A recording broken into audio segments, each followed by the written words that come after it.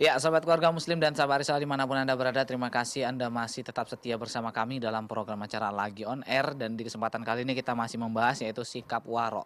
Ya, Bang Iya, Biring, tadi ada pertanyaan dari mhm, Ukti Aisyah di Sedang Bedage iya. terkait masalah susu tak mempan bacok. Dan yang satu lagi anaknya jadi pemanis, yang satu lagi jadi Geroboki pelaris. semut ya. Nggak perlu gula. Diborong. Dan ini adalah susu dari keturunan, Wah, warisan dari nenek-nenek moyang terdahulu. apa manfaat susu itu kaya tidak, susah di akhirat. Nggak tahan dibacok, nggak Eh, tahan dibacok, nggak susah. mempan dibacok. Nanti Nah, kalau misalnya sakit mau disuntik nggak mempan gimana kan susah. lain.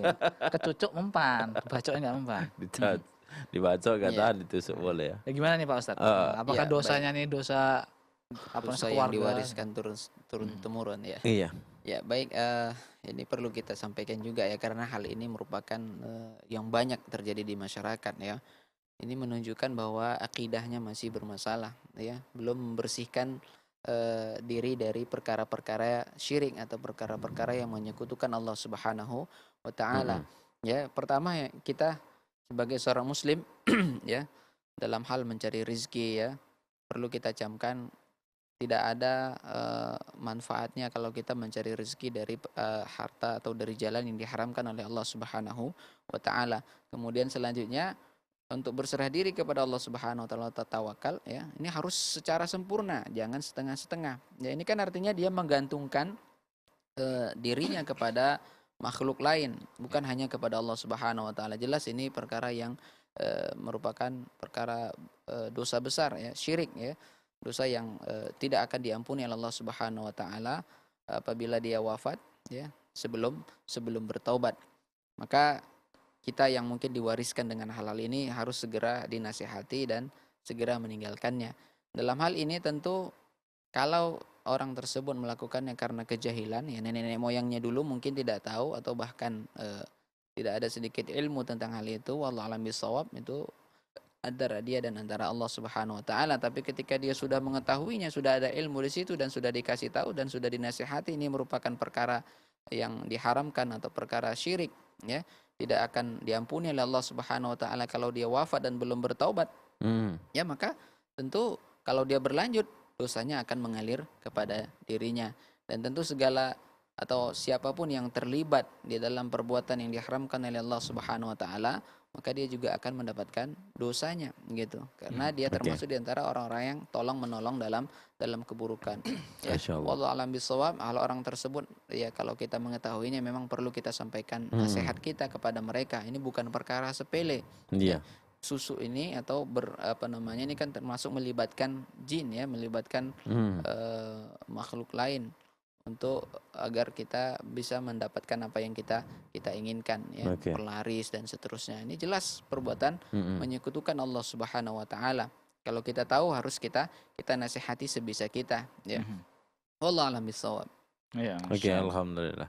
Nah, Pak Ustadz masih ada pertanyaan sana? Ya udah habis. SMS, Oke, SMS. Ada nggak? kami ajak Anda kembali ya, Oh. sahabat keluarga muslim untuk bergabung bersama kami di 0617944282. Ya, atau kirimkan pertanyaan Anda melalui SMS di 0852 71153456. Baiklah kalau begitu ada pertanyaan yang masuk nih Pak Ustadz ya.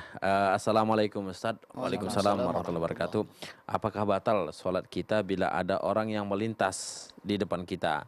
Dan jarak berapa meter yang dibolehkan melintas di depan orang yang sholat yang tidak memakai sutrah, Ustadz? Wah, itu Syukran, terkait Ustadz. fikih nih, Baik, Ustaz. perkara sutrah ini ya, fikih ya.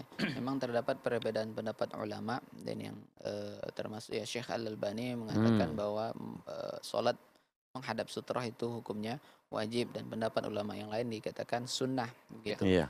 Dan kemudian perkara yang kedua adalah hukum melewati orang yang sholat begitu.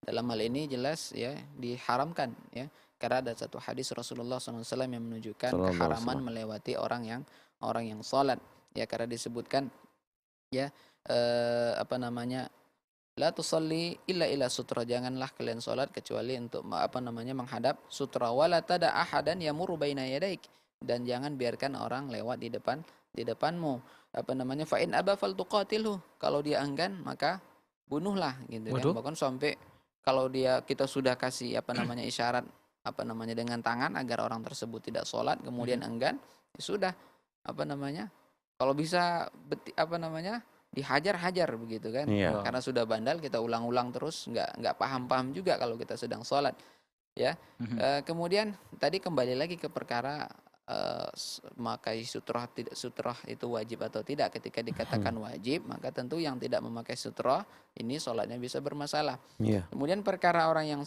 sholat tadi setelah kita cegah ternyata lewat juga, Iya. maka dalam ini wallahu alam bisawab, orang yang lewat mendapat dosa kan, tapi sholatnya tetap sah begitu kan, tetap sah. Kemudian mengenai jarak ya, sutra ini memang terjadi perbedaan pendapat ulama, tapi Syekh Al-Utsaimin menguatkan ya, jaraknya itu tentu jarak antara kaki dan tempat sujud kan begitu. Tidak terlalu jauh. Bahkan ketika kita memakai sejadah ya segitulah jaraknya.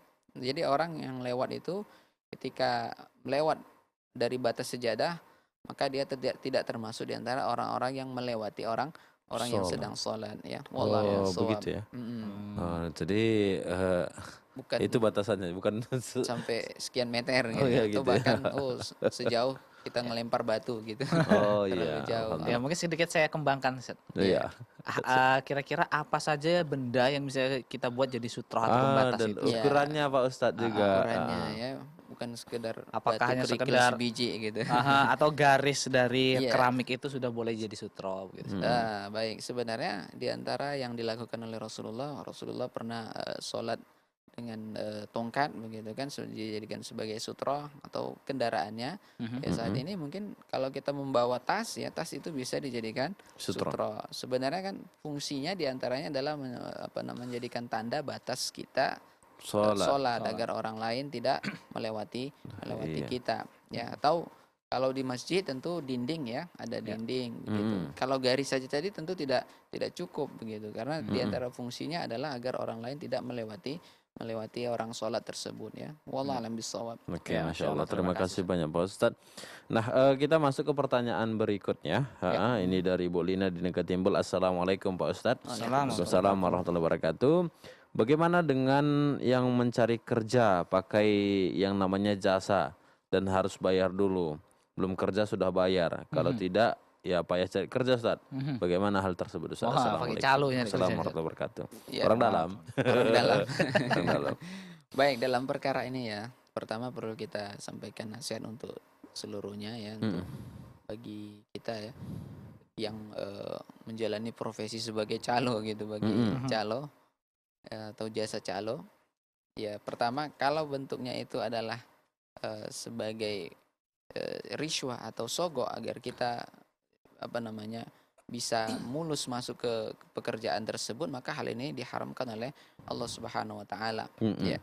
Tentu dia akan menjadikan prioritas bagi orang-orang yang mau bayar ya. Yang mau bayar insya Allah dapat kan begitu. Iya. Maka dalam hal ini tentu ini tidak diperbolehkan. Akan tetapi ya menjadi catatan ya, ketika kita merasa bahwa kita berhak di situ begitu. Seperti dalam pengurusan kita banyak ini ya, KTP dan lain sebagainya. Untuk mempermudah kita harus bayar orang kan begitu. Biar kita dapat apa yang kita inginkan, maka kita bayar orang. Dalam hal ini wallahu a'lam bishawab, maka yang berdosa adalah orang yang menerima sogok tersebut. Sementara kita, karena kita memang benar-benar merasa bahwa itu adalah hak kita, maka wallahu a'lam bishawab itu tidak mengapa kita tidak ditimpakan dosa tersebut. Ya, nah dalam kasus tadi ya, ini juga perlu kita tahu persis ya, apakah sogok tersebut karena kita sudah masuk ke level yang memang kita merasa benar-benar sudah layak masuk ke situ, sudah memang sepantasnya, maka karena itu sebagai jalan terakhir wallahu a'lam bishawab, maka dosanya ditanggung oleh orang yang menerima sogok tersebut ya. Lagi-lagi kembali ke tadi ya, dalam sikap warok tadi. Iya. Ya. Kalau perkara mubah tidak mubah, ketika kita sudah jelas ya hak kita, tinggal satu lagi nih, kita sudah jelas sudah lulus duduk di posisi tersebut, tapi ternyata ada satu penghalang ya, dikatakan mungkin kalau nggak kita lewati dia, gagal kita duduk di kursi tersebut. Maka dalam hal ini wallahu a'lam bishawab ya, yang berdosa adalah orang yang menerima sogok tersebut. Tapi kalau belum sama sekali, ini yang jadi pertanyaan, sebaiknya tidak tidak kita lakukan ya, karena ini termasuk dalam perbuatan riswah, menyogok. Jelas sekali sogok itu haram, jangan diganti-ganti namanya. Iya Riswah betul. itu bukan hadiah, beda hadiah dengan riswah atau Iya dengan betul. sogok. Wallahu alam bisawab. Masya Masya Allah, terima Allah kasih ya. Ustaz. Ini cukup bagus sekali ya.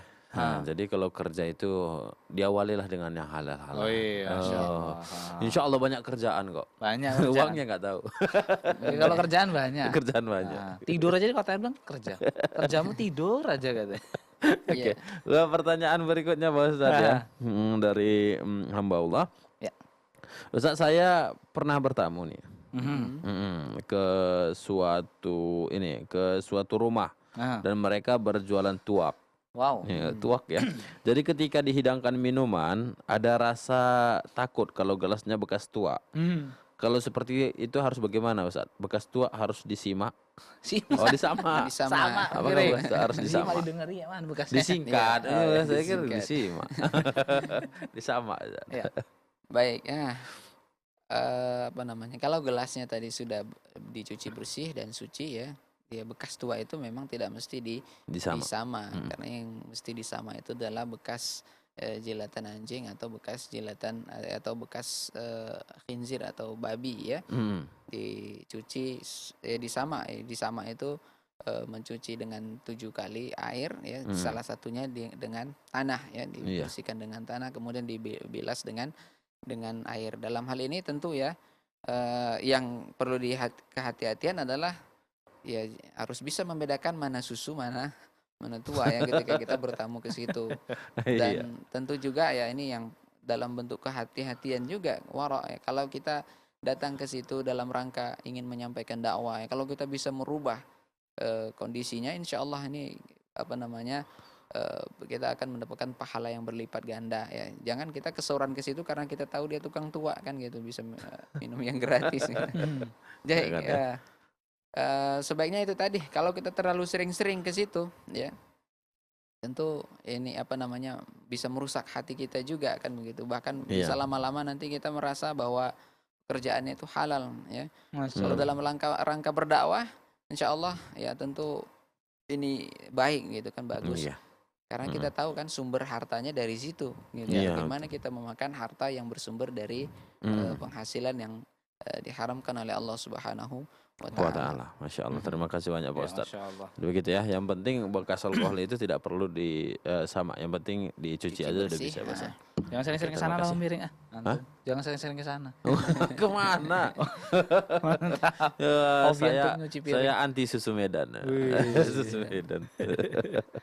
Ya udahlah, waktu kita sudah habis ini. Untuk itu kami ucapkan terima kasih atas kebersamaan ya, para pendengar dan pemirsa dimanapun Anda berada. Betul. Insya Allah nanti akan kita lanjutkan di hari Senin program Insya kita ya. Allah. Aha. Mm-mm. Dan Nah. kami ucapkan terima kasih kepada Ustadz. Iya, terima kasih Ustaz. Semoga apa yang antum sampaikan menjadi amal jariah Amin, dan ya juga Rabbal amal alamin. ibadah. Amin. Ya. Dan juga sahabat dari salah yang bergabung tadi, terima kasih banyak ya. Semoga menjadi tambahan ilmu. Amin. Amin. Nah, dan kita mohon maaf atas segala kekurangan Ya. dan mohon undur diri dari ruang keluarga Anda. Ya.